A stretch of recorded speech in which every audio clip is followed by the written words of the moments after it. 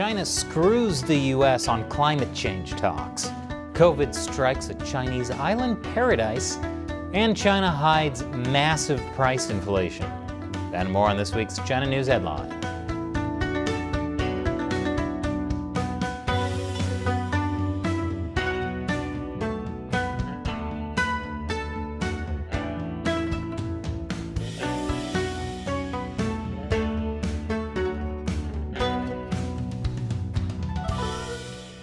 Welcome to China Uncensored. I'm Chris Chappell. This episode is sponsored by Surfshark. You should be using a VPN like Surfshark to protect yourself whenever you go online. Last week, U.S. Speaker of the House Nancy Pelosi visited Taiwan. And the Chinese Communist Party threw a hissy fit, like they always do when any country does anything that even remotely supports Taiwan. That hissy fit included doing a bunch of military drills around the island. Well, this week they ended those drills.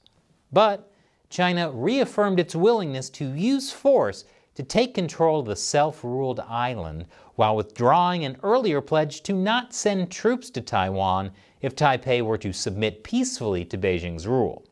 The Chinese regime reneging on an earlier promise? Who'da thunk? That's bad news if you hoped somehow things between China and Taiwan could be resolved with peaceful unification, while letting Taiwan keep its freedom and democracy. But don't worry, that probably won't ever happen, because China's ambassador to Australia has clarified that China is willing to take Taiwan using all necessary means. He said, as to what does it mean, all necessary means? You can use your imagination. Well, I don't need to use my imagination.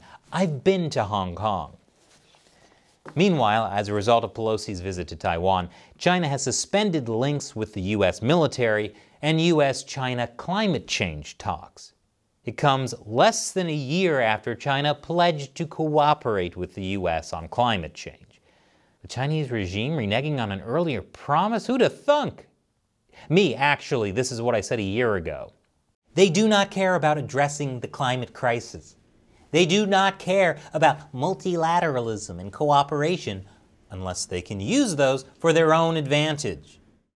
I hate being right sometimes, at least when it comes to the Chinese Communist Party continuing to destroy the world while the U.S. hopes that somehow we can still work together. Meanwhile, according to my favorite Chinese state-run media, the Global Times, this is all America's fault. And what China is doing is just giving the U.S. time to think about its actions. You know, like putting your 5-year-old in timeout. And hey, don't accuse China of not being serious about climate change. It's America that's not serious, because they're restricting Chinese technology development with things like tariffs on Chinese solar products. So Chinese state-run media is going with the argument that you're not serious about climate change unless you let us dump our cheap, slave labor-made solar panels and also steal all of your wind turbine technology. Obviously, it's the U.S. that needs to do better at working together with China. While it might be hard for the U.S. to work with China right now, it's getting easier and easier for the Solomon Islands to work with China. The Solomon Islands is a small country in the South Pacific, a place where China wants to someday build a military base. And this week, the Prime Minister, who's under the influence of Beijing, has moved to delay the next election. Prime Minister Surga was almost ousted last year during protests over China's influence in the Solomon Islands. Surga barely stayed in power, but he did, and then in April this year he signed a security deal with China. And now there's a new surprise. He's now taking a page from Xi Jinping's playbook and is trying to also become presidentator for life. He's trying to delay the 2023 national election. Why? Because the Solomon Islands will be hosting an international sporting event, and it's so very hard to do both. Surga said he wants to defer the elections only because the Solomon Islands do not have enough funds to host both the Pacific Games and an election in the same year, which is a ridiculous excuse. Not because the future of a nation's democracy is more important than a single sporting event, no. It's because China has already bankrolled the stadium for the Pacific Games with a $74 million grant. So of course they just have to hold the games. For some weird reason, though, China is unable to bankroll free and fair democratic elections. And after the break, there's a new virus spreading in China. Welcome back. The Chinese Communist Party's zero COVID policy seems to be working, except where it isn't. China is now racing to contain COVID outbreaks in Tibet and Hainan.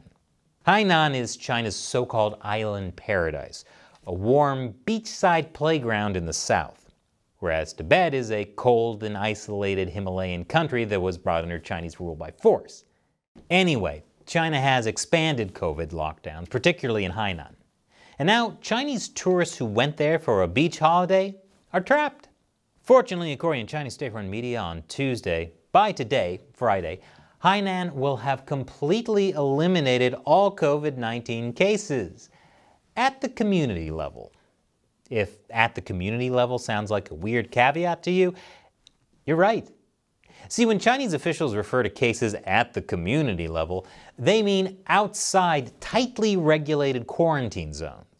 So there's still COVID, and it still might even be spreading. But because authorities have locked all those people away in residential quarantine zones or those nightmarish quarantine camps, they can technically say they've still achieved zero COVID. But honestly, it's time for China to stop worrying about COVID. Not because they should be like the rest of the world and learn to live with COVID. No. It's because China should be worrying about a different terrifying virus. The newly discovered Langya virus has infected 35 people in China. It's a new strain of virus that's transmitted from animals to humans. It can cause fever, aches, and vomiting, possibly even death, although no deaths have officially been reported so far. The virus is thought to be predominantly carried by shrews. Oh great, rodents! It's always the rodents. Except when it's the labs. And after the break, China's economy is not doing well. But that doesn't mean it's not a good time to throw your money at it. Welcome back. China's consumer prices have hit a 2-year high. Well, I'm not surprised. The U.S. is also seeing a 2-year high. Annual inflation in the U.S. is now at 8.5%.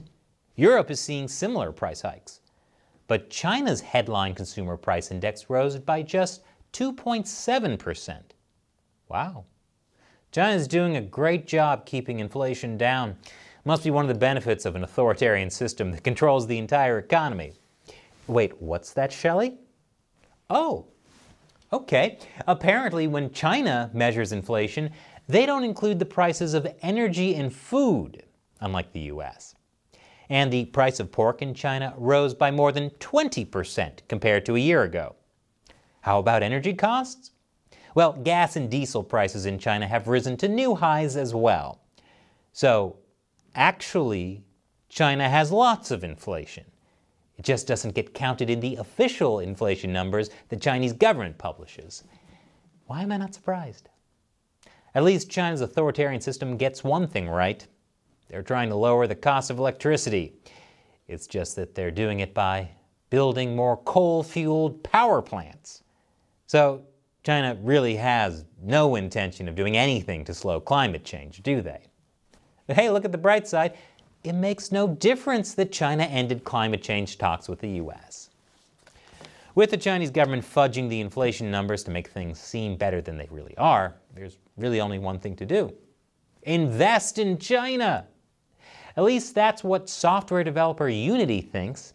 It wants to supercharge its growth in China. There are just a couple of tiny little pitfalls to this. One, the Chinese Communist Party is cracking down hard on video games by restricting how much people can play. For example, last August, authorities banned online gamers under the age of 18 from playing on weekdays. And they've also restricted children's video game playing time to no more than 3 hours per week. That's not a good market for growth. And two, it's also hard to get new games approved in China. Western games tend to face heavy censorship and content changes from state regulators. So why on earth would Unity think it's a good idea to invest in China right now? Well, the answer is money. It turns out that several Chinese companies, including Alibaba and Douyin, the Chinese version of TikTok, have all taken massive stakes in the new Unity-China joint venture. And Unity gets to retain majority ownership of the resulting joint venture, which will be valued at over $1 billion on day one. So basically, by closing this deal, they get lots of money right away. And the terrible, terrible consequences down the line? That's in the future. Speaking of companies about to get screwed by working with China, Apple suppliers. Because Apple has asked its suppliers in Taiwan to label their products as made in China. Yes, to please the Chinese regime and avoid disruption from strict Chinese custom inspections, the company has asked manufacturers to label components bound for mainland China as made in Chinese Taipei or Taiwan, China. Which is insane, because that means a foreign company is enforcing the Chinese regime's absurd claim that Taiwan is currently part of China. It's even more insane because it creates an impossible situation, because Taiwan itself requires exports to be labeled with the point of origin, either the name Taiwan or the country's official name, Republic of China. A lot of Apple's components come from Taiwan and elsewhere, and then get assembled in mainland China. And now Apple is trapped by this, because it's planning to release the new iPhone model next month, and the US-bound iPhones are made in China. Imagine what the Chinese Communist Party could do if it wanted to punish Apple. We wouldn't get new, slightly better iPhones each year. I don't see how the world would survive. Hong Kong is now completely under the Chinese Communist Party's control. And the Hong Kong National Security Bureau is accusing a pro-democracy group of subverting state power and is promising to make arrests. The only problem? The pro-democracy group they're concerned about is not actually in Hong Kong. The group is called the Hong Kong Parliament, which aims to represent Hong Kongers living in exile. And it's founded by Hong Kongers living in exile, places like the UK, Canada, and the US.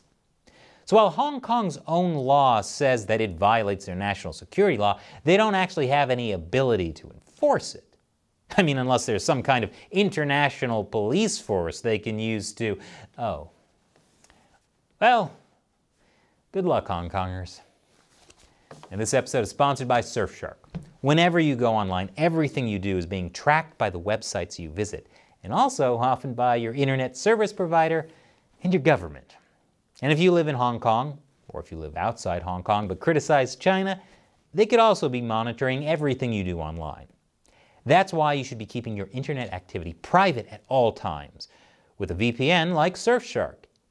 It doesn't matter what you're doing or whether you're a dissident. There's no reason to let governments track what you're doing. So keep your online activities private by taking advantage of Surfshark's uncrackable encryption. Plus, Surfshark has a new feature that will tell you when you go to a website if it's been breached or is part of a data leak. Basically, it's another way to keep you safe from malicious actors, including state hackers. So if you don't have Surfshark yet, check it out. And with just one Surfshark account, you can use it on all your devices, your phone, your laptop, and your tablet. So check it out now.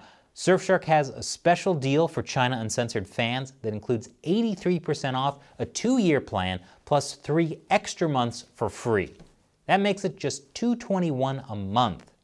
So go to surfshark.com/uncensored and use the code UNCENSORED to get this deal. The link is in the description below. Once again, I'm Chris Chappell. Thanks for watching China Uncensored.